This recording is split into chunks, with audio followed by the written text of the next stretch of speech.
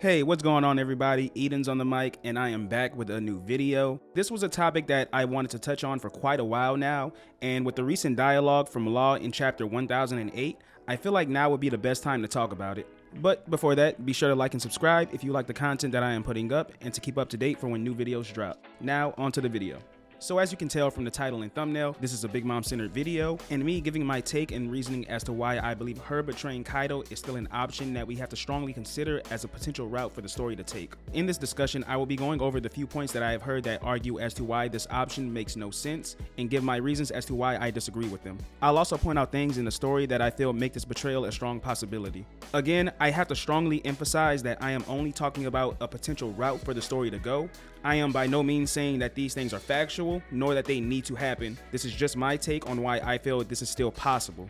So I guess to start, I'll be addressing the main points that I hear on why a Big Mom betrayal makes no sense. These points being that Big Mom is only interested in getting her revenge on Luffy, so helping the supernova be Kaido makes no sense, and the other point being that she called Kaido a little brother, so her betraying him to help the supernova also would not add up. So I think I should clear this up now and say, no, I am not saying Big Mom will kill Kaido. One character does not have to kill another in order for it to be considered a betrayal. When people confuse betrayal with kill in One Piece, I think the biggest example that comes to mind would be Blackbeard, whose actions resulted in the death of his captain, a commander in Thatch, and indirectly Ace. I also don't believe Big Mom will be the one to kill or take down Kaido, because that takes away from the supernova's accomplishments as well as Luffy's growth.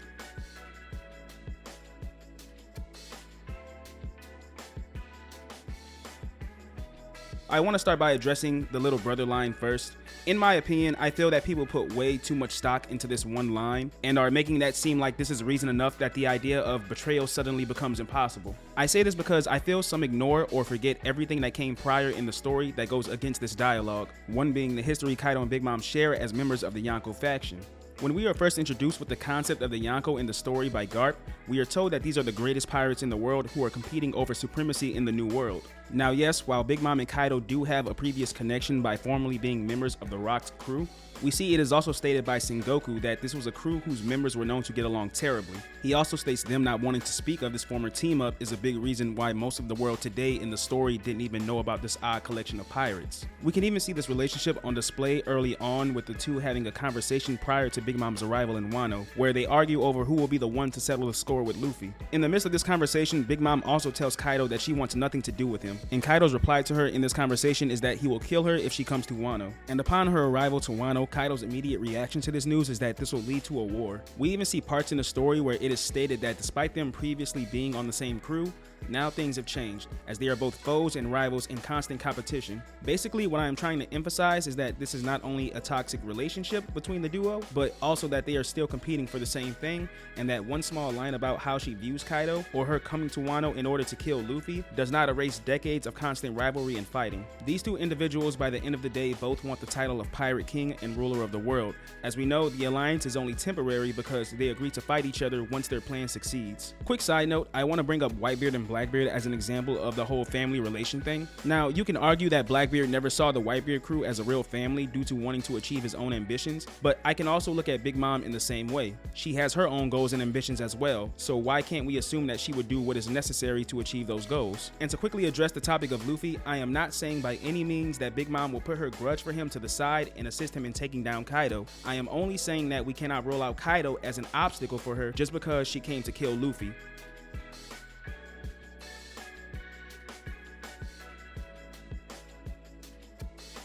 Moving on, I want to talk about the theme of Wano, or the biggest theme I should say, and that is betrayal.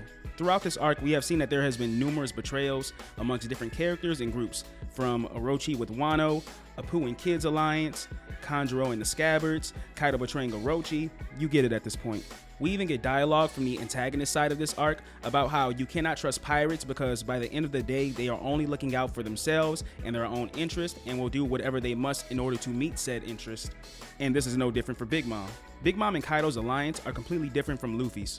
It is not one that is built on the same level of trust that the Scabbards and the Samurai of Wano have in Luffy and the Straw Hats. Kinemon and Momo, who are basically the faces of this alliance, have had multiple arcs that have allowed them to build a strong sense of trust, understanding the kind of man who Luffy is, going as far as to beg for his help. Whereas the Yonko alliance is one that was pretty much made up on the spot after an entire day of fighting.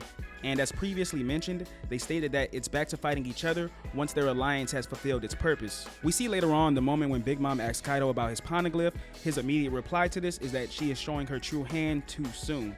And this is already displaying a lack of trust in this alliance. Now, something else that makes me call this entire alliance into question is a little detail I think most people either skipped over or just forgot about. And that is the entire Yonko alliance was Big Mom's idea to begin with, as she tells Sparrow when he begins to question her judgment. Personally, I believe it is fitting and would fall in line with the pattern for one of the major antagonists of this arc to follow this trend of betrayal, especially seeing as how it is Big Mom who is the one that initiated this alliance to begin with. This Yonko alliance, we are told, is so powerful and such a major threat that it could mean the end of the world, with even the Marines finding themselves potentially outmatched. And something about this makes me look at a line spoken by one of my favorite characters in the series, who is heavily associated with Kaido, and that is Doflamingo. Remember, during the Reverie arc, Doflamingo mentioned a secret treasure that the world government does not want anyone to know about. I bring this up because it is a specific choice of words that he uses that catches my attention, that being power has such a short shelf life and that it goes bad very quickly. So with this choice of dialogue and who it is coming from, I would argue this could be used as an example of this Yonko alliance. Two powerful forces coming together, and where the story currently is, this odd pairing has only been a thing for 5 days.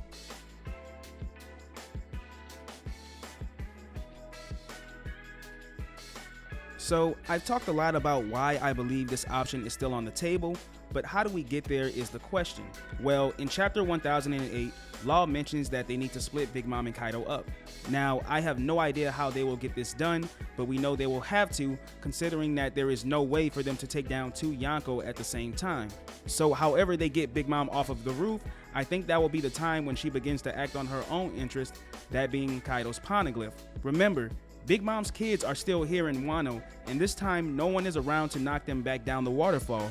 Potentially, they may have even found the secret path that Kaido and Orochi's men take underneath the waterfall, which leads to the Hakamai region in Wano, as we saw Apu and the numbers use. And Onigashima is headed towards the flower capital, so this could potentially be setting up her reuniting with her kids so that they can do their own thing. Also recall, Big Mom tells Kaido he owes her a lifelong debt. I can easily see a scenario where she tells Kaido his debt is paid and takes his poneglyph as the trade-off, while he is either preoccupied with the supernova or she gets taken off the roof and just kind of does this all in secret without Kaido even knowing about it. But yeah, that's my entire thing on why I believe Big Mom betraying Kaido is still a possibility. I'm not saying this is guaranteed. I'm not saying that this needs to happen. Once again, I'm only saying it is still a possibility. So those are my thoughts. I would love to hear what you guys think and your theories and opinions on where you see this entire battle going. What do you see Big Mom doing by the end of this arc? What do you think is going on with her kids, and if they have some role to play before the end of this arc is over? If you made it this far in the video, thanks for tuning in.